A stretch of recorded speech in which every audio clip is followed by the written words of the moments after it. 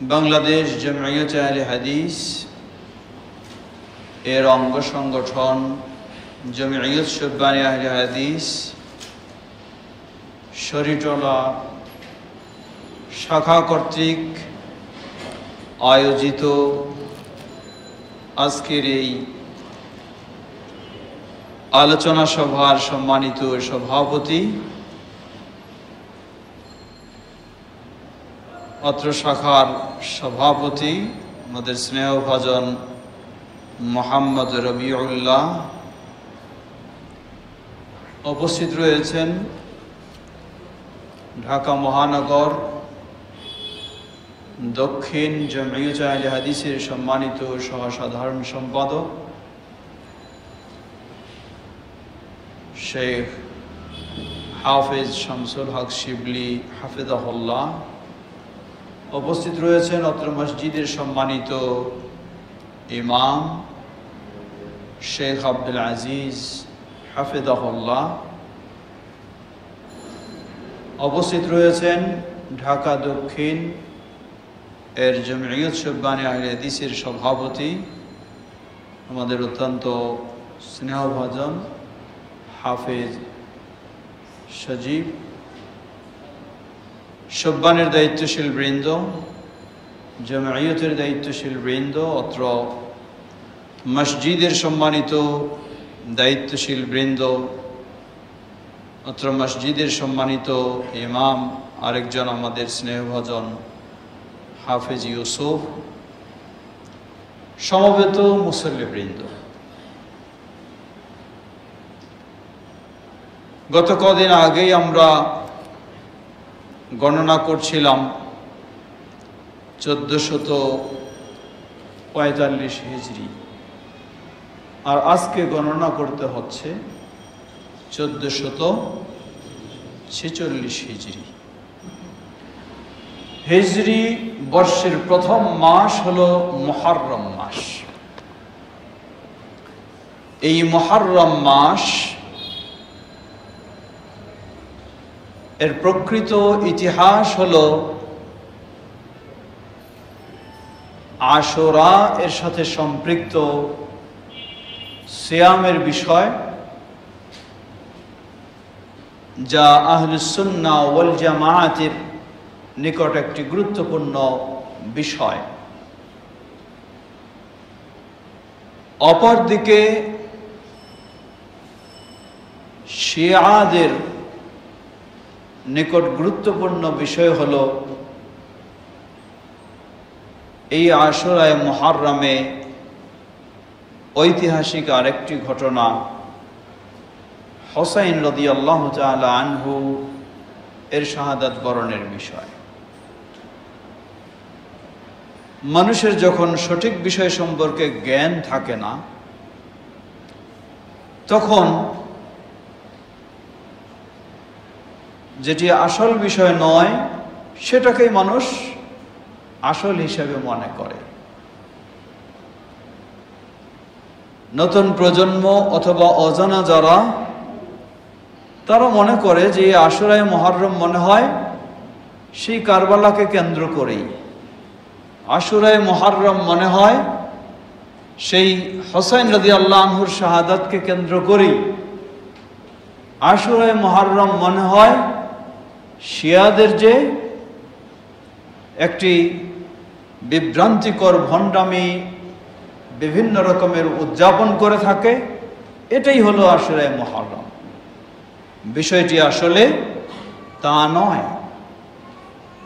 নবী মুহাম্মদ সাল্লাল্লাহু আলাইহি ওয়াসাল্লাম, আজকে হলো হিজরি 1446, এর মানে 1445 বছর পূর্বে নবী মুহাম্মদ সাল্লাল্লাহু আলাইহি ওয়াসাল্লাম প্রথম হিজরিতে আশুরায়ে মুহররমকে স্বীকৃতি দিয়েছেন। সেটি হলো আশুরায়ে মুহররমের সিয়াম পালনের ইবাদত হিসাবে, শোক পালনের দিবস হিসাবে নয়। নবী সাল্লাল্লাহু আলাইহি ওয়াসাল্লামের গোটা যুগে আশুরায়ে মুহররম কোনদিন শোক পালনের বিষয় ছিল না। খোলাফায়ে রাশিদিনের গোটা 30 বছর আশুরায়ে মুহররম কোনোদিন শোক পালনের ছিল না। আশুরায়ে মুহররম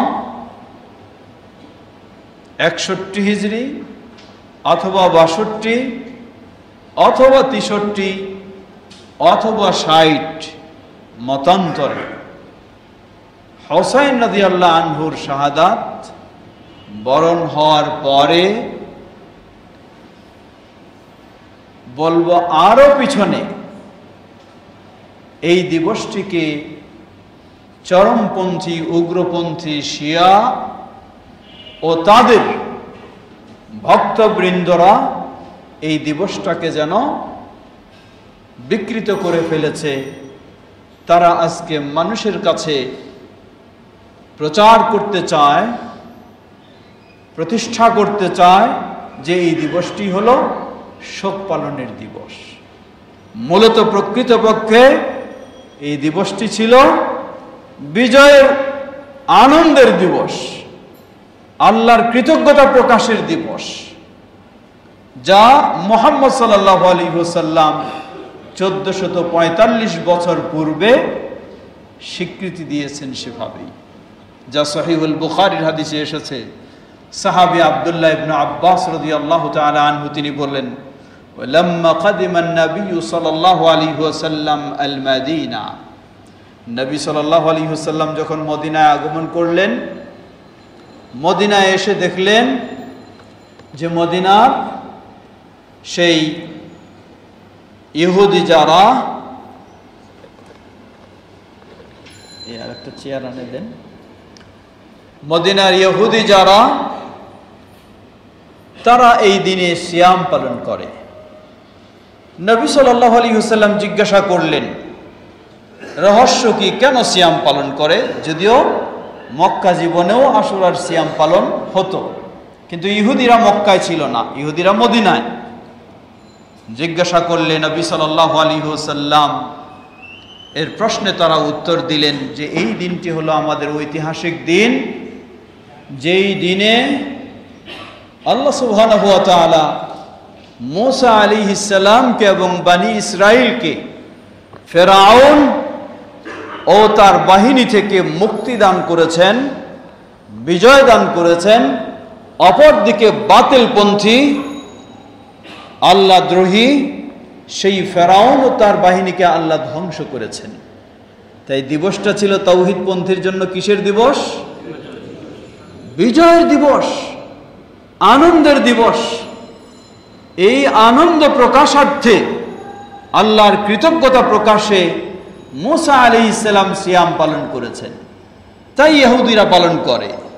নবী সাল্লাল্লাহু আলাইহি ওয়াসাল্লাম বললেন, তোমরা সেই ইহুদি যারা মূসা আলাইহিস সালামের প্রকৃত অনুসরণ করো না, তাও যদি তোমরা এই করে থাকো, ওয়া আনা আহাক্কু বিমূসা মিনকুম, তোমাদের চেয়ে মূসা এর সাথে সম্পর্ক রাখার অধিকার আমার বেশি রয়েছে। ফাসামান নবী সাল্লাল্লাহু আলাইহি ওয়াসাল্লাম ওয়া আমারা বিসিয়ামিহি, রাওয়াহু আল বুখারী। নবী সাল্লাল্লাহু আলাইহি ওয়াসাল্লাম আশুরায়ে মুহররমের সিয়াম শুরু করলেন, মুসলিমদেরকে নির্দেশ দিলেন। সেটি ছিল কৃতজ্ঞতা প্রকাশার্থে, মূসা আলাইহিস সালামের ধারাবাহিকতায়, আনন্দ প্রকাশার্থে, শোক প্রকাশে নয়। কিন্তু এই আনন্দ প্রকাশের বিষয়টাকে শিয়া ভ্রান্তরা এটিকে বিকৃত করে দিয়ে সেটাকে শোক প্রকাশের আশুরায়ে মুহররম তারা বানিয়ে দিয়েছে। এর মানেই হলো ইহুদিদের কাজ হলো বিকৃত করা। আল্লাহ সুবহানাহু ওয়া তাআলা কোরআনুল কারীমে ইহুদিদের বৈশিষ্ট্য অসংখ্যবার বিভিন্নভাবে তুলে ধরেছেন। তার মাঝে একটি বড় বৈশিষ্ট্য হলো তারা আল্লাহ সুবহানাহু ওয়া তাআলার বাণীকেও বিকৃত করে থাকে, দ্বীনকে বিকৃত করে থাকে। ঠিক একইভাবে ইহুদিদের থেকে উদ্ভূত আবির্ভূত এই শিয়া, তারাও সেই সূত্রেই ইসলামের ইতিহাসের এই আশুরায়ে মুহররমের দিবসটিকে তারাও একইভাবে বিকৃত করে আনন্দের দিবস, আল্লাহর কৃতজ্ঞতা প্রকাশের দিবসকে তারা শোকের নাম দিয়ে খেলতামাশার উৎসবের দিবসে তারা পরিণত করেছে। লা হাওলা ওয়ালা কুওয়াতা ইল্লা বিল্লাহ। সমবেত মুসল্লিবৃন্দ, আজকে আমাদের আলোচ্য বিষয় হলো কারবালার প্রকৃত ইতিহাস এবং শিয়াদের আকীদা বিশ্বাস। কারবালার প্রকৃত ইতিহাস আমাদেরকে জানতে হবে, কারণ কারবালার প্রকৃত ইতিহাস আমাদের সমাজে নেই। কারবালার প্রকৃত ইতিহাস যেসব বই পুস্তক আমাদের প্রতিষ্ঠানগুলিতেও পড়ানো হয় সেগুলিতে নেই। সেগুলিতে রয়েছে মীর মোশাররফ হোসেনের বিষাদ সিন্ধু, যেভাবে সেখানে মায়া কান্না করে আর দোষারোপ করে মিথ্যাচার করে কারবালার বিকৃত শিয়াদের ইতিহাস তুলে ধরা হয়েছে। এগুলি আজকে আমাদের নতুন প্রজন্মের সামনে রয়েছে। তারা এগুলি পড়ে, এগুলি শোনে, এগুলি ফেসবুকে দেখে। এজন্য অবশ্যই কারবালার প্রকৃত ইতিহাস তুলে ধরা উচিত। আমাদের শরীরটোলা জমিয়ত সুবহানে আহলে হাদিসের স্নেহভাজন দায়িত্বশীলদেরকে আমি ধন্যবাদ জানাই যে তারা একটি সুন্দর বিষয় চয়ন করে সঠিক বিষয়টি জনগণকে অবহিত করার ব্যবস্থা নিয়েছে। আল্লাহ তাদেরকে জাযায়ে খায়র দান করুন। কারবালার সঠিক ইতিহাস, সময় আমাদের হাতে যেহেতু সীমাবদ্ধ, তাই সংক্ষিপ্ত করার চেষ্টা করব আমরা। কারবালার এই ইতিহাস কবে ঘটেছে? একটু আগে আমি বলেছি হিজরি 61, এটি হলো 1 নম্বর কথা। 2 নম্বর কেউ বলেছেন 62, 3 নম্বর কেউ বলেছেন 63, 4 নম্বর কেউ বলেছেন 60। 4টি মতের মধ্যে প্রসিদ্ধ হলো হিজরি 61। হিজরি 61 সেটি জুমাবার, আশুরায়ে মুহররম, এটি নিয়েও কিছু মতামত রয়েছে। এই দিনে সংগঠিত হয়েছে সেই কারবালা যেটি ইরাকে অবস্থিত। সেই প্রান্তে নির্মমভাবে হোসাইন রাদিয়াল্লাহু তাআলা আনহুকে শহীদ করা হয় এবং তার সাথে যারা ছিলেন তাদেরকে। তো কেন হোসাইন রাদিয়াল্লাহু আনহুকে শহীদ করা হলো? কারা করল? সেই সময় মুসলিমদের শাসক হিসাবে ছিলেন ইয়াজিদ বিন মুআবিয়া। মুআবিয়া রাদিয়াল্লাহু তাআলা আনহু তিনি একজন প্রসিদ্ধ সাহাবী। তাকে অবশ্যই শ্রদ্ধার সাথে, সম্মানের সাথে আমাদেরকে স্মরণ করতে হবে, কারণ তিনি হলেন সাহাবী। ইয়াজিদের পক্ষে হোক আর হোসেন রাদিয়াল্লাহু আনহুর পক্ষে হোক, যেই পক্ষে হোক না কেন, অবশ্যই সাহাবী মানেই হলো তাকে শ্রদ্ধার সাথে স্মরণ করতে হবে, না হলে এটি তার মুনাফিকের পরিচয়। তার মাঝে নেফাক রয়েছে, ঈমান নেই, লাগবে না।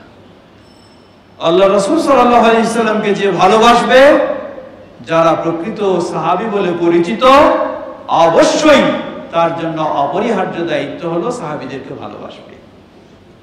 কেউ হয়তো বলবো সাহাবীগণ কি মাসুম ছিলেন? জবাব না। আহলুস সুন্নাহ ওয়াল জামাআতের আকীদা হলো মাসুম মাত্র এক শ্রেণীর মানুষ, তারা হলেন শুধু নবী শ্রেণী, নবী রাসূল। মাসুম সম্পূর্ণ অপরাধ মুক্ত শুধু এক শ্রেণী, তারা হলেন কারা? নবী রাসূলগণ, আর কেউ নয়। বাতিলপন্থী শিয়াদের নিকট মাসুম হলো তাদের যত ইমাম লিডার হবে তারা সবাই হলো মাসুম, এদের কোনো অপরাধ না, এরা নিরপরাধ। এখানেও একটা বড় শিয়াদের বাতিল আকীদা, ভ্রান্ত আকীদা। সাহাবায়ে কেরাম তারা মানুষ ছিলেন, তাদের ভুল হতে পারে, অসম্ভব নয়। বাস্তব জীবনে ভুল ঘটেছে, আল্লাহ সুবহানাহু ওয়া তাআলা কোরআনুল কারীমে সেগুলি রেকর্ড করেছেন। নবী সাল্লাল্লাহু আলাইহি সাল্লামের অসংখ্য হাদিসেও সেই বর্ণনা এসেছে। কিন্তু আল্লাহ সুবহানাহু ওয়া তাআলা তাদেরকে একটি মর্যাদা দিয়েছেন। ইসলামের প্রথম যুগে তাদের এই শ্রেষ্ঠ অবদানের কারণে রাদিয়াল্লাহু আনহুম ওয়া রাদু আনহু, তারাও আল্লাহর প্রতি পরিপূর্ণ সন্তুষ্ট, আর আল্লাহ সুবহানাহু ওয়া তাআলাও তাদের প্রতি পরিপূর্ণ সন্তুষ্ট হয়ে তাদের জীবদ্দশায় তাদের সব ত্রুটিকে ক্ষমা করে নিষ্পাপ করে দিয়েছেন। এটি হলো তাদের বৈশিষ্ট্য। যেখানে আল্লাহ সুবহানাহু ওয়া তাআলা তাদেরকে তাদের জীবদ্দশায় সব ক্ষমা করে দিয়েছেন, সেখানে আর আমাদের তাদের কোনো ত্রুটি নিয়ে মন্তব্য করার সুযোগ নাই। বিষয়টি এটি মনে রাখবেন।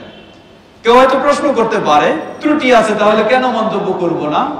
জবাব, আমার ত্রুটি রয়েছে, কিন্তু আমার ত্রুটিকে আল্লাহ সুবহানাহু ওয়া তাআলা আমার জীবদ্দশায় ক্ষমা করে দিয়েছেন এমন কোনো ঘোষণা দেননি, যার ফলে আমার ত্রুটি নিয়ে আরেকজনের মন্তব্য করার কি রয়েছে? সুযোগ রয়েছে। কিন্তু সাহাবায়ে কেরাম তারা হলেন ওই শ্রেণী যাদের জীবদ্দশায় তাদের সব ত্রুটিগুলিকে আল্লাহ সুবহানাহু ওয়া তাআলা একেবারে ক্ষমা করে দিয়েছেন। সুতরাং এখানে কারো মুখ খোলার সুযোগ নেই।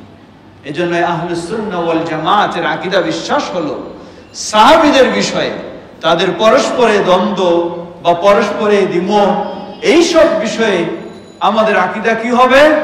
জবাব, আমাদের আকীদা হলো আমাদের জিহ্বাকে টেনে ধরতে হবে, মানে কোনো মন্তব্য করা যাবে না।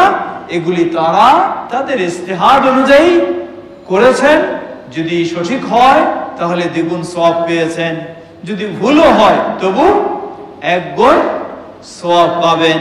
এবং আল্লাহ সুবহানাহু ওয়া তাআলা ইসলামে সর্বোচ্চ তাদের অবদানের কারণে আল্লাহ রাব্বুল আলামিন তাদেরকে কি করেছেন? সব ক্ষমা করে দিয়েছেন। এটি হলো সবচেয়ে তাদের বড় বৈশিষ্ট্য। তাই সাহাবীদের এইসব বিষয়গুলি নিয়ে কোনো কথা বলার সুযোগ নেই। শিয়া তাদের এই বাতিল মতবাদ আপনার কাছে ছড়িয়ে দেওয়া যেগুলি কৌশল তারা অবলম্বন করে, সেগুলির মাঝে এই সাহাবীদের দ্বিমতের বিষয়গুলি আপনার সামনে তুলে ধরে। বলে কি, দেখেন না, ইসলামে তো নারী নেতৃত্ব হারাম, অথচ আয়েশা রাদিয়াল্লাহু আনহা কি করলেন? ওই উষ্ট্রি যুদ্ধের সময় এক দলের তিনি নেতৃত্ব দিলেন। আপনার কাছে একটা কি, আপনার মাঝে একটা সংশয় ঢোকানোর চেষ্টা করে। ইসলামে এটা হারাম, অথচ সাহাবী এত মর্যাদার ব্যক্তি তারা, কিন্তু তারপরও তারা কি করলেন? নিজে একে অপরের বিরুদ্ধে যুদ্ধে নেমে পড়লেন। এই সব বিষয়গুলি দিয়ে আপনার ভিতরে একটা সংশয় প্রবেশ করার চেষ্টা করে।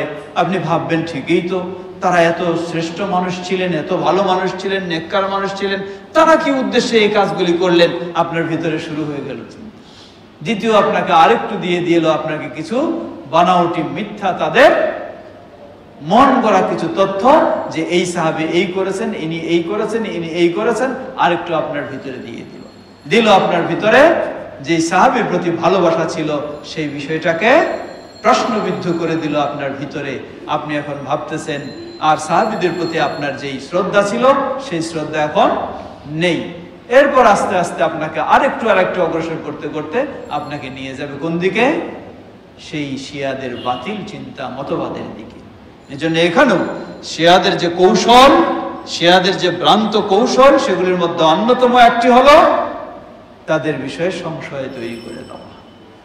অতএব এই ক্ষেত্রে আমাদের আকীদাকে আপনি যত মজবুত রাখবেন, আপনি যখন এক বাক্যে বিশ্বাস করবেন যে আল্লাহ সুবহানাহু ওয়া তাআলা সাহাবীদের জীবদ্দশায় তাদের সব কিছুকে একেবারে ক্ষমা করে দিয়েছেন, আর কোনো মুখ খোলার সুযোগ নেই, কোনো আর চিন্তা করার সুযোগ নেই। আল্লাহ তাদের জন্য জান্নাতকে নিশ্চিত করে দিয়েছেন, জান্নাত নিশ্চিত করে দিয়েছেন শতভাগ।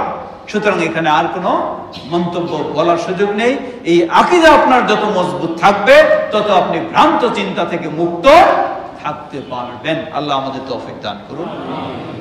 আমরা বলছিলাম সাল হলো 61 হিজরি। সেই সময় খলিফা নয়, শাসক ছিলেন। ইয়াজিদকে বলা হয় মালিকুম মিনাল মুলুক। তিনি খলিফা নন, তিনি শাসক ছিলেন। মুয়াবিয়া রাদিয়াল্লাহু আনহু তিনি সাহাবী, আর তার ছেলে তিনি ইয়াজিদ তিনি সাহাবী ছিলেন না, তিনি সাহাবীকে পেয়েছেন। সাহাবীকে যদি পেয়ে থাকে, দেখে থাকে ঈমান অবস্থায়, তাহলে তাকে কি বলা হয়? তাবেঈ বলা হয়। তাবির মধ্যে নেককার তাবিই আছে, তাবিদের মাঝে কেউ ভুল ত্রুটি এরকমও রয়েছে, থাকতে পারে, অসম্ভব কিছুই নয়। সাহাবীদের ক্ষেত্রে যেমন আমরা এক বাক্যে বিশ্বাস রাখবো আল্লাহ সকলকে ক্ষমা করে দিয়েছেন, তাবিদের ক্ষেত্রে এই বিশ্বাসের সুযোগ নেই, তাদেরকে আল্লাহ ক্ষমা করে দিয়েছেন এমন বর্ণনা আল্লাহ সুবহানাহু ওয়া তাআলা আমাদেরকে দেননি। তাদের মর্যাদা রয়েছে সাহাবীদের পরেই হওয়ার কারণে, কিন্তু তারা এইভাবে নিষ্পাপ হয়ে বিদায় নিয়ে গেছেন এমনটা নয়। ইয়াজিদ তিনি ছিলেন শাসক, আর ইয়াজিদের শাসক হওয়াটা অনেকেই পছন্দ করেননি, মেনে নেননি, যেহেতু সেই সময় ইয়াজিদের চেয়েও কি ছিলেন, আরো ভালো মানুষ, যোগ্য মানুষ ছিলেন। যারা মেনে নেননি তাদের মাঝে ছিলেন হুসাইন রাদিয়াল্লাহু তাআলা আনহু, তিনিও ছিলেন যারা মেনে নেন। হুসাইন রাদিয়াল্লাহু আনহু সেটি মেনে নেননি, যার ফলে হুসাইন রাদিয়াল্লাহু আনহু প্রাথমিকভাবে বিভিন্ন পন্থা অবলম্বন করার পরে তিনি সেই মক্কা থেকে ইরাকের দিকেও তিনি বের হয়েছিলেন, সাথে তার সফর সঙ্গীদের নিয়ে। যদিও এই বিষয়টি নিয়ে কিছু বিশ্লেষণ করতে গিয়ে ইমাম ইবনে তাইমিয়া রাহিমাহুল্লাহ তিনি বিশ্লেষণ করতে গিয়ে বলেছেন যে হুসাইন রাদিয়াল্লাহু আনহু তিনি যে কাজটি করেছেন, সেই সময় যারা প্রসিদ্ধ সাহাবী ছিলেন, যেমন আব্দুল্লাহ ইবনে আব্বাস রাদিয়াল্লাহু আনহুমা, আরো এই ধরনের ব্যক্তি, তারা অনেকেই নিরুৎসাহিত করেছিলেন, বাধা দিয়েছিলেন। এরপর হুসাইন রাদিয়াল্লাহু আনহু তিনি তার ইজতিহাদে সে কাজটি করেছেন। এটা আমরা বলবো তিনি তার ইজতিহাদে এই কাজ করেছেন। আগেই বলেছি আমরা, আল্লাহ রাসূল সাল্লাল্লাহু আলাইহি ওয়াসাল্লাম বলেন, ইযা হাকামা ইযা ইজতাহাদাল হাকিমু ওয়া আসাবা ফালাহু আজরান ওয়া ইন আখতা ফালাহু আজরুন ওয়াহিদ। কেউ যখন ইজতিহাদ করবে, ইজতিহাদ করে যদি তিনি সঠিকতায় পৌঁছতে পারেন তাহলে তার জন্য দ্বিগুণ সওয়াব, আর যদি সঠিকতায় নাও পৌঁছতে পারে, ভুল করে থাকে, তাহলেও তার জন্য ইজতিহাদ করার জন্য একটি সওয়াব রয়েছে। তো হুসাইন রাদিয়াল্লাহু আনহু সেটি ইজতিহাদ ছিল, সেই ইজতিহাদের আলোকে তিনি গেছেন। যাওয়ার পরে যারা হুসাইন রাদিয়াল্লাহু আনহুকে আশ্বস্ত করে নিয়ে গেলেন, নিয়ে যাওয়ার পরে তিনি দেখলেন যারা সাহস দিয়ে আশ্বস্ত করে নিয়ে গেলেন কুফায়, সেখানে গিয়ে দেখলেন যে তারা সেই সহযোগিতা আর দিল না, তারা এক প্রকার তারা সরে গেল, হারিয়ে গেল, বিশ্বাসঘাতকতা করলো। এই জন্য একটা প্রবাদ বলা হয়, আল কুফি লা ইউফি। আল কুফি মানে কুফা নগরের মানুষ, লা ইউফি তারা কখনো প্রতিশ্রুতি রক্ষা করে না, এটা ওইখান থেকেই বলা হয়। তো হুসাইন রাদিয়াল্লাহু আনহু সেখানে গিয়ে তিনি ভিন্ন পরিবেশ দেখলেন। যারা আশ্বস্ত করলো, আমন্ত্রণ জানালো, তারা এখন নাই। তিনি দেখছেন পরিস্থিতি ভালো নয়। আব্দুল্লাহ বিন জিয়াদ তিনি ইয়াজিদের পক্ষে সেই কুফার গভর্নর ছিলেন। তো পরিস্থিতি তিনি দেখছেন ভালো না, সংঘর্ষের সম্মুখীন হয়ে যাচ্ছেন, অথচ সেই সংঘর্ষ করার জন্য তিনি যাননি। তিনি তিনটি প্রস্তাব দিয়েছিলেন, এগুলি মনে রাখতে হবে। প্রথম প্রস্তাব তিনি দিলেন, এভাবেই তিনি বলেছিলেন যে আমাকে আমার ভাই ইয়াজিদের কাছে তোমরা যেতে দাও, আমি তার সাথে গিয়ে সাক্ষাৎ করব। সাধারণভাবে কোনো যুদ্ধ, কোনো বিদ্রোহ বা কোনো আক্রমণ এই চিন্তা নিয়ে নয়। তিনি যখন দেখছেন যে পরিস্থিতি ভিন্ন রকম, তাহলে তোমরা আমাকে ছেড়ে দাও, আমি সরাসরি ওনার সাথে সাক্ষাৎ করি, মত বিনিময় হবে। সেই প্রস্তাব প্রত্যাখ্যান করা হয়। দ্বিতীয় প্রস্তাব দিলেন, তাহলে আমি যেই মক্কা থেকে এসেছি তোমরা আমাকে ছেড়ে দাও, সেই মক্কায় আমি নীরবে ফিরে যাব, কোনো ধরনের সমস্যা নয়, নীরবে আমি ফিরে যাব।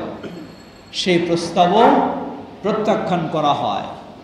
তৃতীয় তিনি প্রস্তাব দিলেন, যদি এটাও তোমরা না মানো, তাহলে কোথাও যদি মুসলিম বাহিনী অমুসলিমদের সাথে যুদ্ধ চলছে, আমাকে সেখানে যেতে দাও, আমি মুসলিম বাহিনীর সাথে একাত্মতা ঘোষণা করে অমুসলিমদের বিরুদ্ধে যুদ্ধে আমি অংশগ্রহণ করব। এই প্রস্তাব দিলে সে প্রস্তাবও তারা গ্রহণ করেনি। মজলুম হিসাবে অতর্কিতভাবে হোসাইন রাদিয়াল্লাহু আনহুর পর হামলা করে তাকে শহীদ করা হয় এবং যারা ছিলেন তাদেরকে। এটি ছিল সেই কারবালার ঘটনা। এই ঘটনা ঘটে যাওয়ার পর প্রশ্ন আসে, ইয়াজিদ কি সরাসরি হোসাইন রাদিয়াল্লাহু আনহুকে হত্যার জন্য কোনো বাহিনী প্রেরণ করেছিলেন বা তিনি নির্দেশ দিয়েছিলেন? জবাব, ইয়াজিদ তিনি সরাসরি প্রত্যক্ষভাবে কোনো বাহিনী প্রেরণ করে বা নির্দেশ জারি করে হোসাইন রাদিয়াল্লাহু আনহুকে হত্যা করার ব্যবস্থা নিয়েছিলেন এমন সঠিক ইতিহাস প্রমাণ করে না। তবে একটা সাধারণ বিষয়, কেউ যদি শাসককে মেনে না নেয় তাহলে শাসক তো বিদ্রোহ দমনের জন্য ব্যবস্থা নিবে, এটাই স্বাভাবিক। তো সরাসরি প্রত্যক্ষ সেই নির্দেশ তিনি জারি করেছেন এমন নির্ভরযোগ্য কোনো প্রমাণ নেই। এতটুকুই যে আব্দুল্লাহ বিন জিয়াদ তিনি তার নেতৃত্বে তার নির্দেশনায় হোসাইন রাদিয়াল্লাহু আনহুকে যখন শহীদ করা হয়, এই সংবাদ ইয়াজিদের কাছে যাওয়ার পর ইয়াজিদ তিনি আব্দুল্লাহ বিন জিয়াদকে অনেক শাসিয়েছেন, তাকে লানত বর্ষণ করেছেন, অনেক গালিগালাজ করেছেন। সেগুলি প্রমাণ করে যে তিনি প্রত্যক্ষভাবে তাকে নির্দেশ দেননি। দ্বিতীয় প্রমাণ করে যে হোসাইন রাদিয়াল্লাহু আনহুর সেই মৃতদেহ বা সেগুলির প্রতিও সম্মান প্রদর্শনের ইয়াজিদ নির্দেশ দেন।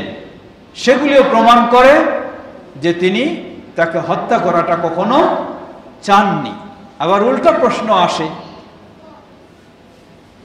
উবাইদুল্লাহ বিন জিয়াদ তাকে ইয়াজিদ কি করলেন? শাসালেন, গালিগালাজ করলেন, কিন্তু এই অপরাধের কারণে তাকে তো অপসারণ করেননি, বহিষ্কার করেননি সেখান থেকে। তাহলে যদি সত্যিই তিনি এটাকে না চাইতেন তাহলে তো কমপক্ষে এত বড় অপরাধের জন্য তাকে বহিষ্কার করতেন, কিন্তু তা যেহেতু করেননি সেজন্য একেবারেই ইয়াজিদকে নির্দোষ বলাও যাবে না। অপরদিকে আগে যেটি বলেছি, শাসক মানেই তিনি তার বিদ্রোহকে তো কখনো মেনে নেবেন না, সেটাও একটা বিষয় রয়েছে।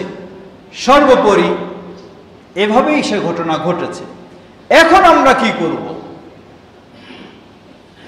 ইয়াজিদকে লানত বর্ষণ করব আর হোসেন রাদিয়াল্লাহু আনহুর জন্য রহমত বর্ষণ করব, এটাই নাকি? জবাব, হোসেন রাদিয়াল্লাহু আনহুর জন্য অবশ্যই রহমত বর্ষণ করব, কারণ তিনি নবী সাল্লাল্লাহু আলাইহি সাল্লামের সাহাবী, নবী সাল্লাল্লাহু আলাইহি সাল্লামের কলিজার টুকরা নাতি। সেই হিসাবে তার প্রতি আমাদের ভালোবাসা, তার প্রতি শ্রদ্ধা, তার জন্য দোয়া আমাদের সব সময় আছে, থাকবেই, এটা থাকতেই হবে, এটি ঈমানের পরিচয়। এই পর্ব অবশ্যই ঠিক থাকবে। দ্বিতীয়, ইয়াজিদকে কি আমরা লানত বর্ষণ করব? কারণ এই আশুরায় দিনগুলিতে দেখা যায় মসজিদের মেম্বারগুলিতে দাঁড়ালে ইয়াজিদকে লানত বর্ষণ করাই হলো এই দিনের একটি বড় বক্তব্য। এটি কার বক্তব্য? এটি কি আহলুস সুন্নাহ ওয়াল জামাতের বক্তব্য, না এটি শিয়াদের বক্তব্য? জবাব, এটি শিয়াদের বক্তব্য, এটি শিয়াদের সভা, এটি আহলুস সুন্নাহ ওয়াল জামাতের নয়। এজন্য ইমাম আহমদ বিন হাম্বল রাহিমাহুল্লাহকে, যেটি মুসনাদ আহমদের হাদিসে বিস্তারিত এসেছে, তার ছেলে সালেহ সম্ভবত তিনি জিজ্ঞাসা করলেন, হে বাবা, আপনি কি ইয়াজিদকে পছন্দ করেন, ভালোবাসেন? তিনি বললেন, মান ইউমিন বিল্লাহ ওয়াল ইয়াউমিল আখির আইয়ুহিব্বু ইয়াজিদ, যে আল্লাহর প্রতি ঈমান আনে, আখিরাতের প্রতি ঈমান আনে, সে কি ইয়াজিদকে ভালোবাসতে পারে? আবার জিজ্ঞাসা করলেন, যদি আপনি ভালো না বাসেন, ফালিমাযা লা তালআনহু, কেন তাহলে আপনি তাকে গালি দেন না, লানত বর্ষণ করেন না? আপনাকে তো কোনোদিন শুনিনি ইয়াজিদকে লানত বর্ষণ করা। তিনি আবার জবাব দিলেন, আসামি'তা আবাকা ইয়ালআনু আহাদা, তুমি কি শুনেছো তোমার বাবা কখনো কাউকে লানত বর্ষণ করে? কারণ এটি তো কোনো মুসলিমের স্বভাব নয় লানত বর্ষণ করা। সিবাবুল মুসলিমি সিবাবুল মুসলিমি কিতালুল মুসলিমি কুফরুন ওয়া সিবাবুল মুসলিমি ফুসুকুন, রাওয়াহু মুসলিম। সহিহ মুসলিমের হাদিস, কিতালুল মুসলিমি কুফরুন, একজন মুসলিমকে হত্যা করা কুফরি কাজ। ওয়া সিবাবুল মুসলিমি ফুসুকুন, একজন মুসলিমকে গালি দেওয়া ফাসিকি কাজ। তো ইমাম আহমদ বিন হাম্বল রাহিমাহুল্লাহ বললেন, আমাকে কি দেখেছো তুমি কোনোদিন আমি কাউকে গালি দেই, কাউকে লানত বর্ষণ করি? কারণ যদি কেউ মুসলিম বলে প্রমাণিত হয় তাহলে তো তাকে লানত বর্ষণ করা শরীয়তে এলাও করে না। তার দোষ রয়েছে বলবো, ত্রুটি রয়েছে বলবো, কিন্তু তাকে তো যদি মুসলিম বলি তাহলে তো গালি দিতে পারি না। সুতরাং এজন্য ইমাম ইবনে তাইমিয়া রাহিমাহুল্লাহ বলেন, ইয়াজিদের বিষয় তাহলে আমাদের আকীদা কি হবে এই কারবালার পরে? তিনি বলেন, আহলুস সুন্নাহ ওয়াল জামাআতের আকীদা হলো লা ইউহিব্বুনাহু ওয়া লা ইয়াসুব্বুনাহু, তাকে ভালোবাসবে না আবার তাকে গালিগালাজও করবে না। অন্য বর্ণনায় এসেছে তিনি বলেন, লা নাখুসসুহু বিমুহাব্বাতিন ওয়া লা নাখুসসুহু বিলা'নাতিন, তাকে আমরা কোনো ভালোবাসা দিয়েও দেখাবো না তার প্রতি, আবার তাকে আমরা লানত বর্ষণ করব না। এটি হলো আহলুস সুন্নাহ ওয়াল জামাআতের আকীদা। তিনি খুব ভালো মানুষ ছিলেন, এই ছিলেন। ইমাম ইবনে কাসির রাহিমাহুল্লাহ তার বিষয়ে কিছু আরো বেশি বর্ণনা নিয়ে এসেছেন। যেমন কস্তান্তনিয়া এর বিজয়ের ক্ষেত্রে বলা হয়েছে, আল্লাহ রাসূল সাল্লাল্লাহু আলাইহি ওয়াসাল্লাম ভবিষ্যৎবাণী করেছেন, যার মাধ্যমে এই কনস্টান্টিনোপল বিজয় হবে, মাগফুরুন লাহ, সে আল্লাহর পক্ষ থেকে ক্ষমা লাভ করবে। তো যার মাধ্যমে, যাদের মাধ্যমে বিজয় হয়েছে, ইয়াজিদের নেতৃত্বেও সেই বিজয় সংঘটিত হয়েছে। তাহলে এই বর্ণনা বলে তার এই কৃতিত্বের কারণে তার একটা ক্ষমা পাওয়ারও সুযোগ আছে। তা আগেই যেহেতু আমরা বলছি আহলুস সুন্নাহ ওয়াল জামাআতের আকীদা হলো তাকে আমরা বেশি ভালোবাসছি না, আবার তাকে আমরা বেশি কি করব না, অশালীনভাবে গালিগালাজ লানত করব না। ইয়াজিদকে গালি দেওয়াই হলো, লানত বর্ষণ করাই হলো শিয়াদের একটি গুরুত্বপূর্ণ আমল ও আকীদা। প্রিয় ভাইরা আমার, সময় যেহেতু দীর্ঘ হয়ে যাচ্ছে, ফিরে আসি। আমাদের দুটি পার্ট ছিল, একটি হলো কারবালার প্রকৃত ইতিহাস, আমরা সংক্ষিপ্তভাবে জানলাম। অপরটি হচ্ছে শিয়াদের আকীদা। শিয়াদের আকীদা এটি অত্যন্ত ভয়ঙ্কর বিষয়। বাহ্যিকভাবে মানুষ যখন দেখে, কি দেখে, শিয়ারা ইসলামী রাষ্ট্র চালাচ্ছে, হ্যাঁ, কতই না সুন্দর। মানুষ ভাবে, আমাদেরকে অনেক সময় পিছনে কথা বলে, আপনাদের কাজেই হলো কি মুসলিমদের মাঝে বিভেদ সৃষ্টি করা, ভাগাভাগি করে দেওয়া। কেমনে? আপনারা শিয়াদের বিষয়ে এইসব কিছু বলছেন, অথচ দেখা যায় শিয়াদের কি সুন্দর ইসলামী রাষ্ট্র, কত কিছু আছে। হ্যাঁ, বাস্তব ইসলামী রাষ্ট্র রয়েছে, কিন্তু এই ইসলামী রাষ্ট্র কোন ইসলাম, এটি আপনাকে একটু জানতে হবে। শিয়াদের ইসলাম আর আপনার ইসলাম কি এক না ভিন্ন? আপনার ইসলাম হলো, আপনার ইসলামের মূল জিনিস কয়টা? দুটি। একটা হলো আল কোরআনুল কারীম, দ্বিতীয়টা কি? নবী সাল্লাল্লাহু আলাইহি ওয়াসাল্লামের সহিহ হাদিস। আমাদের ইসলাম এর মূল জিনিস কয়টি? দুটি। আচ্ছা, এখন আসুন শিয়াদের ইসলাম কি? শিয়ারা কি এই দুটিকে তাদের ইসলামের মূল বিষয় হিসেবে মনে করে? জবাব, যেই চরমপন্থী শিয়ারা কোরআনের আয়াতকে বিকৃত করে আবু বকর, ওমর রাদিয়াল্লাহু তাআলা আনহুমার নাম দিয়ে লানত বর্ষণ করে আয়াত পর্যন্ত তৈরি করেছে, তাহলে সেই শিয়া কি আপনার এই কোরআন মানে? কোশ্চিন কালেও এই কোরআন মানে না। দ্বিতীয়, শিয়ারা যারা বিশেষ করে 12 ইমামে বিশ্বাসী, তাদের আকীদা বিশ্বাস হলো তাদের 12তম ইমাম, তার আবির্ভাব এখনো জনসম্মুখে হয়নি, তিনি অদৃশ্যে রয়েছেন। তার আবির্ভাব হবে, কোরআনের কিছু অংশ এখনো বাকি আছে, সেটি নিয়েই তার আবির্ভাব ঘটবে। কোরআনের অংশ এখনো বাকি আছে, এর মানে কি বোঝা যায়? বোঝা যায় যে কোরআনকে আমরা পরিপূর্ণ কোরআন বলে বিশ্বাস করি, শিয়ারা এই কোরআনকে কখনো পরিপূর্ণ কোরআন বলে বিশ্বাস করে না। তাদের কিছু দাবি আছে। কি দাবি? যে এই কোরআনে মুহাম্মদ যদি সূরা হতে পারে তাহলে আলী সূরা নাই কেন? এই কোরআনে ইউসুফ যদি সূরা হতে পারে তাহলে হাসান হুসাইন সূরা নাই কেন?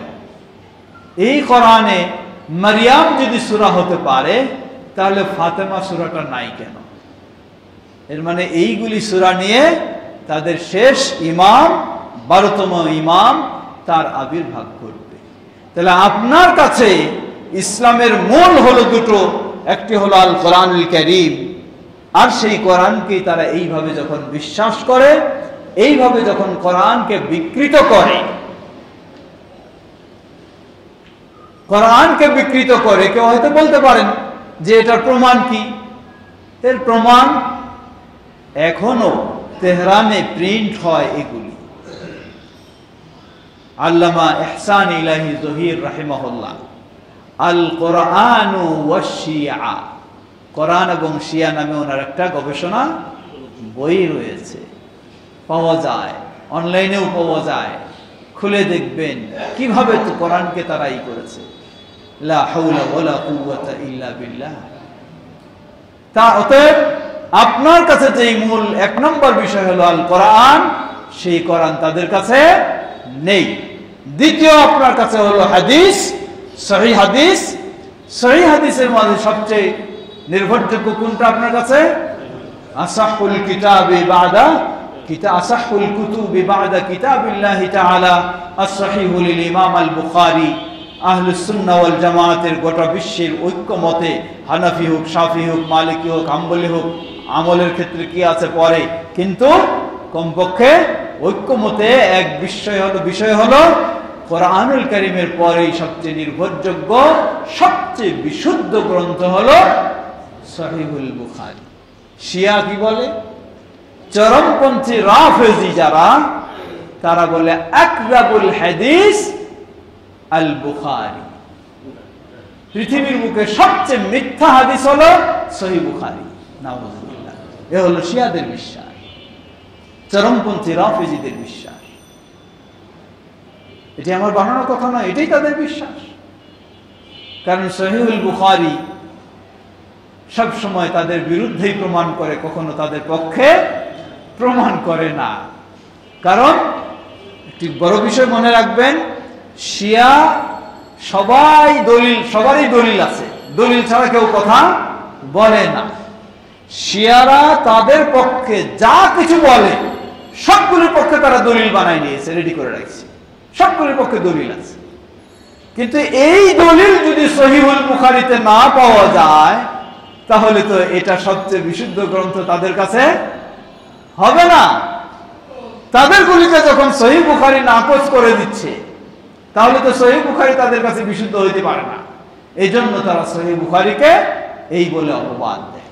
একটি বড় গুরুত্বপূর্ণ সূত্র মনে রাখবেন, বর্তমান যারা এই বাংলার বুকে হাদিস অস্বীকারী ফিতনাবাজ যারা, এদের লিঙ্ক হলো সেই শিয়াদের সাথে, এদেরও লিঙ্ক হলো সেই শিয়াদের সাথে। শিয়ারা যেমন সহিহ বুখারীকে, সহিহ হাদিসগুলিকে শিয়ারা যেইভাবে অবমূল্যায়ন করে থাকে, ঠিক একইভাবে এই হাদিস অস্বীকারী ফিতনাবাজেরা, এরাও তাদের বই পুস্তকে দেখবেন যে সহিহ বুখারীকে, সহিহ মুসলিমকে, এগুলিকে কুকুরের বাণী এই ধরনের বলে নোংরা কথা এইভাবে পর্যন্ত বলেছে। তারা এত নোংরা কথা পর্যন্ত বলেছে, কারণ একই সূত্রে কথা এরা। সেই হাদিস অস্বীকারী শিয়ারা যেমন মুসলিম হতে পারে না, এই হাদিস অস্বীকারী তথাকথিত আহলে কোরআনও কখনো মুসলিম হতে পারে না। এক গেল সহিহ বুখারীর বিষয়ে তাদের। দ্বিতীয় আসুন, অন্য হাদিসগুলি কি? একই কথা, শিয়া কখনো কোন সহিহ হাদিস গ্রহণ করতে রাজি নয়। তাদের হাদিসের কিতাব আছে আলাদা, এগুলি বাদ দিয়ে। কারণ সহিহ হাদিস যখনই তারা গ্রহণ করতে যাবে, তখনই তারা কি নিজের মন গড়া চিন্তা চেতনায় আকীদায় চলতে পারবে না। এখন ফিরে আসি, আপনার কাছে ইসলামের মূল বিষয় হলো কোরআন এবং সহিহ হাদিস, আর এই দুটি যখন শিয়াদের কাছে মূল বিষয় নয়, তাহলে আপনার ইসলাম আর শিয়ার ইসলাম কি এক হতে পারে? কোশ্চিন কালে। দ্বিতীয় আসুন, আপনার কাছে মুহাম্মদ সাল্লাল্লাহু আলাইহি ওয়াসাল্লাম হলেন আল্লাহর পরেই সবচেয়ে শ্রদ্ধার পাত্র, ভালোবাসার পাত্র। অতঃপর কারা? খোলাফায়ে রাশিদিন। অতঃপর কারা? খোলাফায়ে রাশিদিন। আবু বকর রাদিয়াল্লাহু আনহু, ওমর রাদিয়াল্লাহু আনহু, উসমান রাদিয়াল্লাহু আনহু, আলী রাদিয়াল্লাহু আনহু, এরপরে সাহাবায়ে কেরাম। আপনার কাছে রাসূল সাল্লাল্লাহু আলাইহি ওয়াসাল্লামের পরেই স্থান হলো খোলাফায়ে রাশিদিনের। গোটা বিশ্বের শিয়া, ভালো শিয়া বলেন আর খারাপ শিয়া বলেন, সব শিয়ার কাছে মুহাম্মদ সাল্লাল্লাহু আলাইহি ওয়াসাল্লামের পরে কখনো আবু বকর, ওমর, উসমানের স্থান নেই, কখনো স্থান নেই। স্থান হলো কার? আলী রাদিয়াল্লাহু আনহু। তাহলে এখন বলুন, আপনার কাছে মুহাম্মদ সাল্লাল্লাহু আলাইহি ওয়াসাল্লামের পরে স্থান হলো আবু বকর, ওমর, উসমান, তারপরে আলী রাদিয়াল্লাহু আনহু। আর যেই শিয়ার কাছে আবু বকর, ওমর, উসমানের স্থান মুহাম্মদ সাল্লাল্লাহু আলাইহি ওয়াসাল্লামের পরে নেই, ওই শিয়ার ইসলাম আর আপনার ইসলাম কি কখনো এক হতে পারে? কোশ্চিন কালেও হতে পারে না। তার ইসলাম ভিন্ন, আপনার ইসলাম ভিন্ন। 4 নম্বর পয়েন্টে আসুন, আবু বকর, ওমর, উসমান, আলী রাদিয়াল্লাহু তাআলা আনহুম খোলাফায়ে রাশিদিন। নবী সাল্লাল্লাহু আলাইহি ওয়াসাল্লামের পরেই সবচেয়ে এই উম্মার মাঝে কে বেশি ঈমানদার? আবু বকর সিদ্দিক রাদিয়াল্লাহু আনহু, তারপরে আমরা ধরি ওমর রাদিয়াল্লাহু আনহু খোলাফায়ে রাশিদিনের সিরিয়াল হিসাবে, ওসমান রাদিয়াল্লাহু আনহু। গোটা বিশ্বের শিয়া, বিশেষ করে চরমপন্থী রাফেদি শিয়া যারা, এই যে কিছুদিন আগে এক লিডার মারা গেলেন, সব একই আকীদার সব। তাদের কাছে মুহাম্মদ সাল্লাল্লাহু আলাইহি ওয়াসাল্লামের পরে সবচেয়ে প্রিয় আবু বকর, ওমর, উসমান তো দূরের কথা, বরং আবু বকর, ওমর, উসমান রাদিয়াল্লাহু আনহুম হলেন তাদের কাছে লানতের পাত্র। এখন বলুন, আশ্চর্য বিষয়, যেখানে আপনি আবু বকর, ওমর, উসমান রাদিয়াল্লাহু আনহুকে শুধু মুসলিম হিসাবে বিশ্বাস নয়, সাহাবী হিসাবে শুধু বিশ্বাস নয়, বরং নবী সাল্লাল্লাহু আলাইহি ওয়াসাল্লামের পরেই যাদের স্থান আপনি দিচ্ছেন, আর তাদেরকে যদি কেউ ভালোবাসা তো দূরের কথা, মুসলিম হিসাবে বিশ্বাস করা দূরের কথা, বরং লানত বর্ষণ করে থাকে, তাহলে ওই শিয়ার ইসলাম আর আপনার ইসলাম কি এক হতে পারে? হয়তো বলবেন লানত বর্ষণ করে, তার প্রমাণ কি? আমার কাছে ভিডিও আছে, 2টা ভিডিওই আছে। ব্রিটেনে, সম্ভবত ব্রিটেনে হবে, কিছু অমুসলিম ইসলাম গ্রহণ করবেন। এই বিশাল আলখাল্লা পড়া, শিয়াদের আলখাল্লা যেটা দেখেন, আরবি ভাষায় কথা বলছেন, তিনি ইসলাম গ্রহণ করাচ্ছেন। ইসলাম গ্রহণ কিভাবে করালেন? আশহাদু আল্লা ইলাহা ইল্লাল্লাহ ওয়া আশহাদু আন্না মুহাম্মাদার রাসূলুল্লাহ ওয়া আন্নী বারীউন মিন আবি বকর ওয়া ওমর ওয়া উসমান ওয়া আয়েশা ওয়া হাফসা লা'নাতুল্লাহি আলাইহিম আজমাইন। নাউযুবিল্লাহ। আল্লাহু আকবার।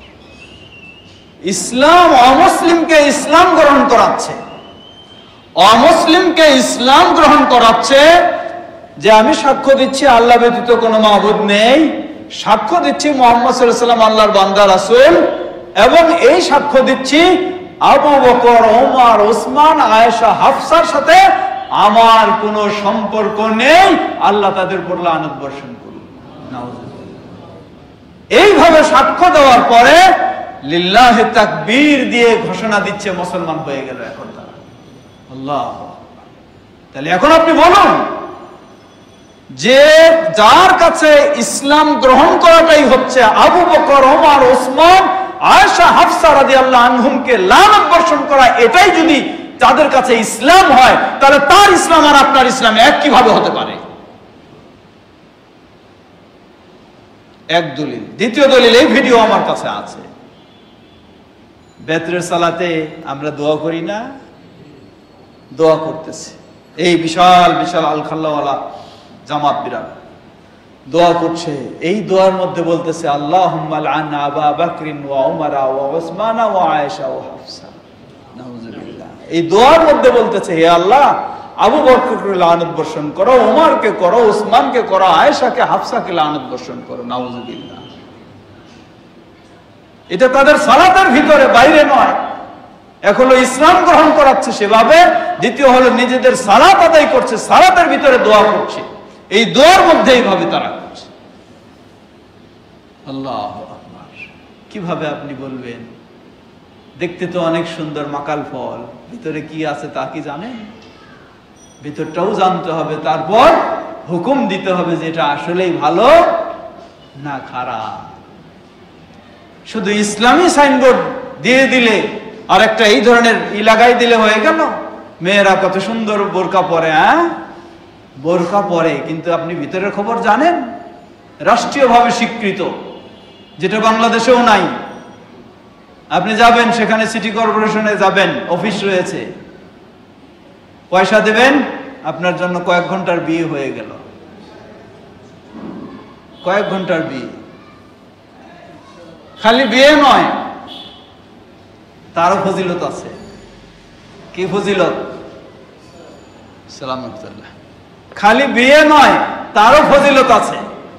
আপনি তো এই 1400 বছর পরের মানুষ, আলী রাদিয়াল্লাহু আনহুর মর্যাদায় পৌঁছতে পারবেন না, হাসান রাদিয়াল্লাহু আনহুর মর্যাদায় পৌঁছতে পারবেন না, হোসেন রাদিয়াল্লাহু আনহুর মর্যাদায় পৌঁছতে পারবেন না। একবার যদি এই ধরনের কন্ট্রাক্টে বিয়ে করেন, তাহলে হোসেন রাদিয়াল্লাহু আনহুর মর্যাদায় পৌঁছে যাবেন। দুইবার যদি কন্ট্রাক্টে বিয়ে করেন, এটা মোতা বিবাহ বলে, তাহলে হাসান রাদিয়াল্লাহু আনহুর মর্যাদায় পৌঁছে যাবেন। তিনবার যদি এই কন্ট্রাক্টে বিয়ে করেন, তাহলে আলী রাদিয়াল্লাহু আনহুর মর্যাদায় পৌঁছে যাবেন। নাউযুবিল্লাহ। খবসা কাতালাহুমুল্লাহ, আল্লাহ তাদের ধ্বংস করুন। এই হলো তাদের ইসলাম, এই হলো তাদের পর্দা।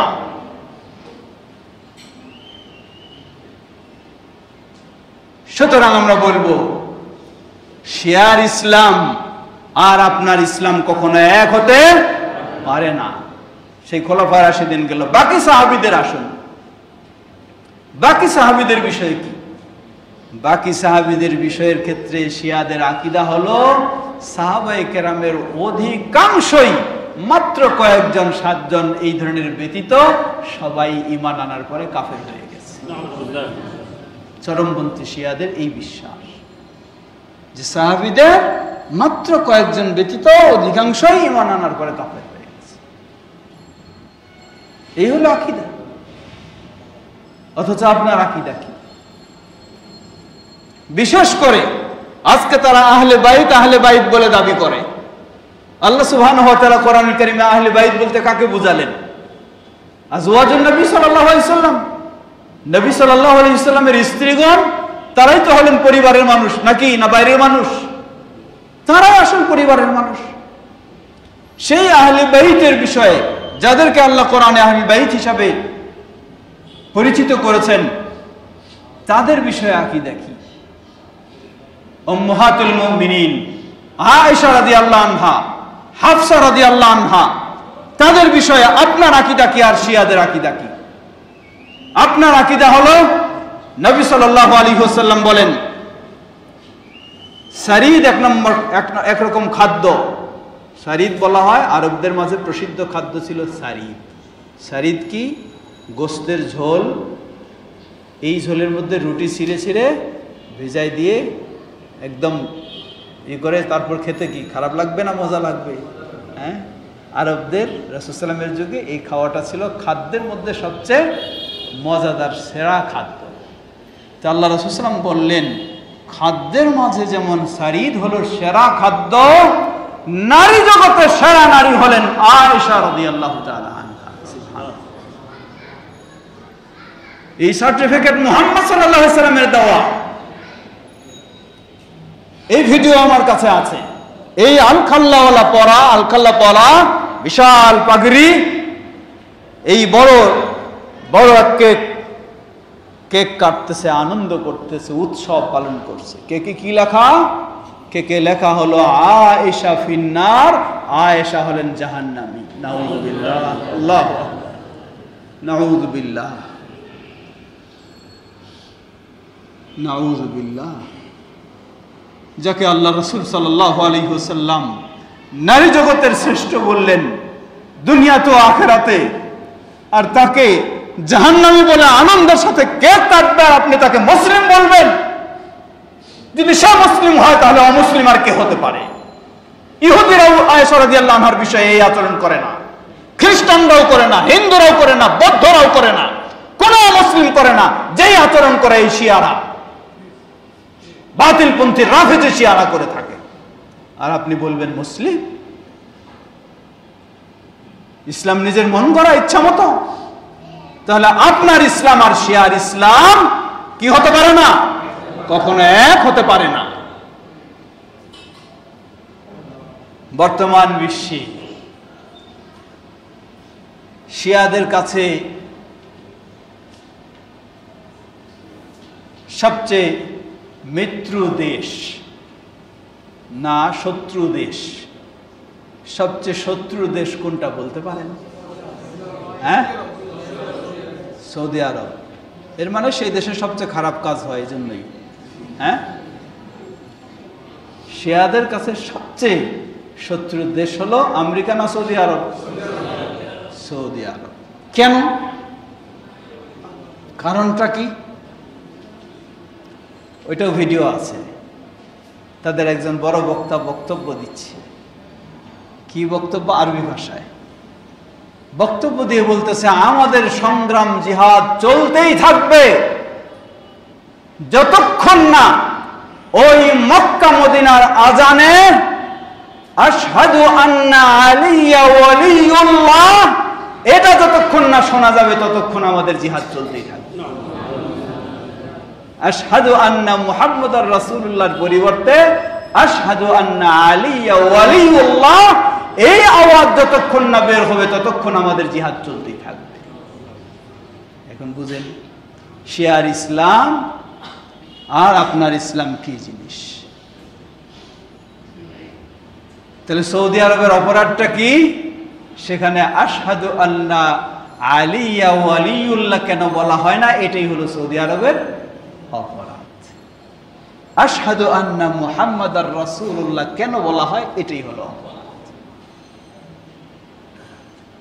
সৌদি আরব এর শাসক গোষ্ঠী বা মানুষেরা, তারা কি ফেরেশতা? ফেরেশতা নাকি? মানুষ, ভুল হবে, অসম্ভব নয়। কিন্তু এতটুকু আমরা দৃঢ়তার সাথে বলতে পারি, পৃথিবীর বুকে কোথাও যদি তাওহীদ থেকে থাকে তাহলে সেটি একমাত্র সৌদি আরবেই আছে। কোথাও যদি শিরক মুক্ত থেকে থাকে একমাত্র সৌদি আরবেই আছে। কোথাও যদি সুন্নাহ থেকে থাকে একমাত্র সৌদি আরবেই আছে। কোথাও যদি বেদাত মুক্ত থেকে থাকে সেটি সৌদি আরবেই আছে। কোথাও যদি মন গড়া ইসলাম মুক্ত থেকে থাকে সেটাই হলো সৌদি আরব। সৌদি আরবের দোষ হলো এটাই, অন্য কোনো দোষ নাই। আবার হয়তো কেউ বলবেন যে সৌদি আরব তাহলে ইরানকে কেন পছন্দ করে না? আরে আপনি যদি তাওহীদ না পছন্দ করেন তাহলে আপনাকে আমি পছন্দ করব? আপনি যদি সুন্নাহ না পছন্দ করেন, আপনাকে পছন্দ করব? আপনি যদি খোলাফায়ে রাশিদিনকে পছন্দ না করেন, আপনাকে করব আমি? তা তো হইতেই পারে না। এক। দ্বিতীয়, গোটা বিশ্বে এমনকি আমেরিকায়, ইউরোপেও আহলুস সুন্নাহ ওয়াল জামাতের সুন্নিদের মসজিদ রয়েছে, কিন্তু ইরানের রাজধানী গোটা তেহরানে একটা পর্যন্ত আহলুস সুন্নাহর মসজিদ খুঁজে পাবেন না, রাখতে দেওয়া হয় নাই। এখন বুঝেন আপনার ইসলাম আর তার ইসলাম কি। আমেরিকাও রয়েছে, ইউরোপেও রয়েছে, ভারতেও রয়েছে, হিন্দুদের মাঝেও রয়েছে, চীনেও রয়েছে, কিন্তু তেহরানে একটি ছোট্ট কোনোভাবে ছিল, সেটিও কিছুদিন কয়েক বছর আগে ওটাও বুলডোজার দিয়ে ভেঙে দেওয়া হয়েছে। একটিও আহলে সুন্নাহর মসজিদ নেই। তাহলে ইসলাম কই? এই কারবালা নিয়ে চিল্লাইলে ইসলাম হয়ে যাবে? আগেই বলেছি, কারবালা আশুরার প্রকৃত ইতিহাস হলো ভিন্ন জিনিস, বিকৃত করে চাপায় দেওয়া হয়েছে এটা। তাই গোটা শিয়াদের ইসলামই হলো বিকৃত ইসলাম। এর মাঝে কেউ থাকতে পারে, হয়তো সমাজে আছে, কিন্তু তার ভিতরে খোলাফায়ে রাশিদিনের প্রতি অত বিদ্বেষ নাই বা এই নেই, হয়তো সে আল্লাহ হেদায়েত দিয়েছে, সে বুঝে কিছু, সেটি আলাদা ব্যক্তি বিশেষ। এই জন্য আমরা সবসময় বলি, ডাইরেক্ট আমরা বলি না যে শিয়া মানে কাফের, এটা কখনো আমরা বলি না। মতো খেয়াল রাখবেন, শিয়া মানে কাফের এটা কখনো আমরা বলি না। কিন্তু কোন ব্যক্তি যদি শিয়াই হোক, সুন্নি হোক, যেই হোক না কেন, আবু বকর রাদিয়াল্লাহু আনহুকে বিশ্বাস না করে, মুসলিম না বলে, তাহলে সে মুসলিম হতে পারে না। ওমর রাদিয়াল্লাহু আনহুকে মুসলিম না বলে মুসলিম হতে পারে না। আয়েশা, হাফসা রাদিয়াল্লাহু আনহাকে যদি এই ধরনের অপবাদ দিয়ে থাকে, সে মুসলিম হতে পারে না। কোরআনকে যদি কোরআনের মতো বিশ্বাস না করে, মুসলিম হতে পারে না। রাসূল সাল্লাল্লাহু আলাইহি ওয়াসাল্লামের সহিহ হাদিসকেও যদি স্বীকার না করে, তাহলে সে মুসলিম হতে পারে না।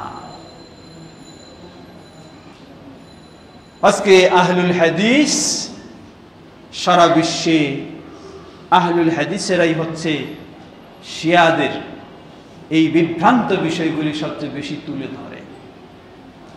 আহলুল হাদিসেরাই সবচেয়ে বেশি সচেতন। বলবেন কেন বেশি সচেতন? সচেতন বেশি হওয়ার কারণ আছে। কি কারণ?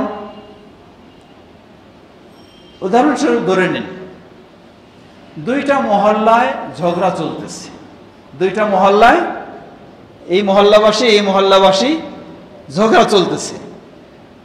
এই মহল্লাবাসী ঝগড়া যদি চলে, এই মহল্লাতে স্থানীয় মানুষ আছে, কিছু বাইরের ভাড়াটিয়া আছে।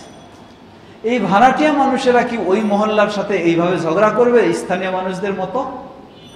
করতে পারে নাকি? কখনো করতে? তারা বলবে যে আমরা তো এখানে মেহমানের মতো আছি, আমরা ওদের সাথে এত লাগতে যাব কেন? তো বিষয়টা হলো, অবস্থা হলো এইরকম। আমরা হলাম তাওহীদবাদী, আহলুল হাদিস মানে তারাই নির্ভেজাল ইসলাম সবচেয়ে মানার চেষ্টা করে। তাহলে যারা সবচেয়ে বেশি নির্ভেজাল ইসলাম মানার চেষ্টা করবে, তাহলে তারাই তো সবচেয়ে বাতিলপন্থীর প্রতিবাদী হবে না? ভালোবাসবে, বেশি প্রতিবাদী হবে। উদাহরণস্বরূপ ধরে নেন আশুরায়ে মুহররম। আশুরায়ে মুহররমে আমরা রাসূল সাল্লাল্লাহু আলাইহি ওয়াসাল্লামের সুন্নাহ অনুযায়ী শুধু আশুরার সিয়াম পালন করি, আর কিছু করি না। তাহলে যারা শুধু সিয়াম পালন করে, অন্য কিছুই করে না, এরা যারা অনেক কিছু করে তাদের বেশি প্রতিবাদ করবে না যারা আশুরায়ে মুহররমেও হোসেন রাদিয়াল্লাহু আনহুর জন্য কোরআন খতম করে, হোসেন রাদিয়াল্লাহু আনহুর জন্য সিন্নি বিতরণ করে, হোসেন রাদিয়াল্লাহু আনহুর জন্য আরো কিছু এই ধরনের অনুষ্ঠান যদি করে, ইয়েজিদকে গালিগালাজ করে, পাইলে একটু তাজিয়ার মিষ্টিও খায়, সে কি অন্যদের এত প্রতিবাদ করবে? করবে নাকি কোনোদিন? তা কোশ্চিনকালেও হতে পারে না। কারণ সে তো ভিতরে ভিতরে, ওই যে বলে না, তলে তলে তলে তলে কি হয়ে গেছে? মিল হয়ে গেছে। হ্যাঁ, তলে তলে মিল আছে। তলে তলে মাজারপন্থী বলেন, কবর পূজারি বলেন, আর শিয়া, এগুলি সব তলে তলে কি আছে? তলে তলে একই। তাদের মিলাদ আবিষ্কারক কারা? পৃথিবীর বুকে মিলাদের আবিষ্কারক হলো শিয়ারা। শিয়াদের মিলাদ যারা পালন করে তারা কি আবার শিয়াদের প্রতিবাদ করবে? যারা শিয়াদের মিলাদ পালন করে না তারাই তো শিয়াদের প্রতিবাদ করবে। সুতরাং আরো আশ্চর্যের বিষয় হলো এই, আমরাই বেশি শিয়াদের প্রতিবাদ করি, কিন্তু আমাদেরকে আবার কি করে? শিয়া মসজিদ বলে অনেক সময় অপবাদ, শিয়া মসজিদ বলে অপবাদ। আমরাই শিয়ার প্রতিবাদ করি, শিয়ার আবার আমাদেরকেই বলে শিয়া মসজিদ। কোনো বিচ্ছিন্ন মসজিদ যদি থাকে, এখানে 7 মহল্লা অনেকগুলি আছে তাই বলতে পারে না, হ্যাঁ, এটা আহলে হাদিসই বলে, শরীয়তই বলে, এখানে শিয়া মসজিদ বলে না। কিন্তু যেখানে বিচ্ছিন্ন একটা মসজিদ, দেখবেন যে হয় শিয়া মসজিদ বলতেছে বলে অপপ্রচার করে, অথবা কাদিয়ানি মসজিদ বলে এই বলে সেখানে অপবাদ করে। অথচ দেখবেন যে তারাই শিয়াদের কি করে? বেশি বিরোধিতা এবং প্রতিবাদ করে। আল্লাহ তাদেরকে হেদায়েত দান করুন। প্রিয় ভাইরা আমার, বাংলাদেশ জমিয়তে আহলে হাদিস সর্বত্রই, শুধু বাংলাদেশ জমিয়তে আহলে হাদিস নয়, পাকিস্তান জমিয়তে আহলে হাদিস এর এক সময়ের সেক্রেটারি জেনারেল যিনি ছিলেন আল্লামা ইহসান ইলাহি জহির রাহিমাহুল্লাহ, শিয়াদের বিরুদ্ধে সবচেয়ে তার বেশি গবেষণা, এখন পর্যন্ত আরবি ভাষায় বলুন, উর্দু ভাষায় বলুন, সবচেয়ে তার বেশি গবেষণা। তাকে হত্যার শিকার হতে হয়েছে কাদের মাধ্যমে?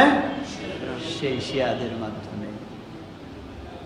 পাকিস্তান জমিয়তে আহলে হাদিস, ইন্ডিয়া জমিয়তে আহলে হাদিস, নেপাল জমিয়তে আহলে হাদিস, কাশ্মীর জমিয়তে আহলে হাদিস, আর বাংলাদেশে কি বলে না?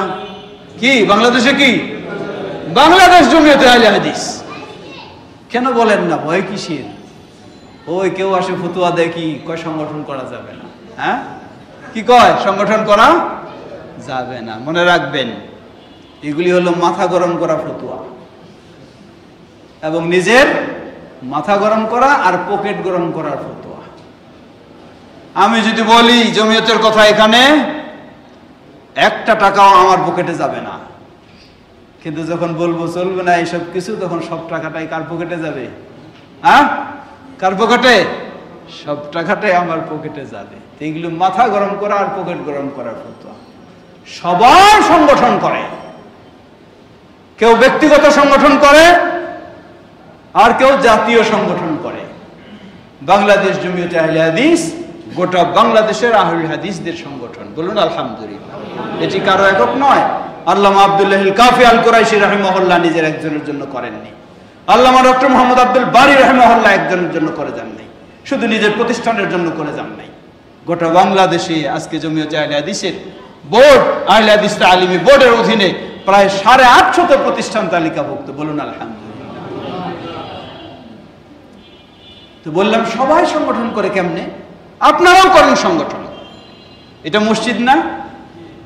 মসজিদ পরিচালনা কমিটি নাই, কমিটির একজন সভাপতি নাই, সেক্রেটারি নাই, কিছু সদস্য নাই, এটাই তো সংগঠন। এটাই সংগঠন। সংগঠন আর কি আলাদা জিনিস? এটাই সংগঠন। এই মসজিদটাকে সুষ্ঠু সুন্দরভাবে পরিচালনা একজনের জন্য সম্ভব নাকি? না, দরকার একাধিক জনের হেল্প দরকার। তো এই একাধিক জন মিলে, একজন সভাপতি, একজন সেক্রেটারি, একজন সহকারী, একজন ক্যাশিয়ার, একজন সদস্য, কয়েকজন মিলে হয়ে গেছে একটা কমিটি। এটাই নাম কি? এটাই সংগঠন। তা আপনি সংগঠন করেন, আপনার মাদ্রাসায় আপনি সংগঠন করেন, আপনার সমিতিতে আপনি সংগঠন করেন, আপনার ফাউন্ডেশনে আপনি সংগঠন করেন, সবখানে আছেন। আর বলেন সংগঠন জায়েজ নাই, জায়েজ নেই। অবশ্যই সংগঠন জায়েজ নাই যদি সেই সংগঠন কোরআন হাদিস বিরোধী হয়। অবশ্যই জায়েজ নাই। শিয়াদের সংগঠন করলে অবশ্যই কি হবে না? জায়েজ হবে না। এরকম যদি করে কেউ, জায়েজ হবে না। আমি কয়েকদিন আগে একটা উদাহরণ দিয়েছি, সেই উদাহরণটা আজকেও বলি। ধরে নেন এই মসজিদ, যে কমিটি আছে, এই কমিটি যদি মসজিদে একটা কবর বানায়, তাহলে এটা একটা কমিটির তো সংগঠন। এই সংগঠনে থাকা জায়েজ হবে? আপনার জায়েজ হবে নাকি? কখনো হবে না। কেন হবে না? কোরআন হাদিস বিরোধী এই সংগঠনটা কাজ করেছে। তাহলে এই সংগঠনে থাকাও, এই সংগঠনেও জায়েজ নাই, এই সংগঠনে থাকাও জায়েজ নাই।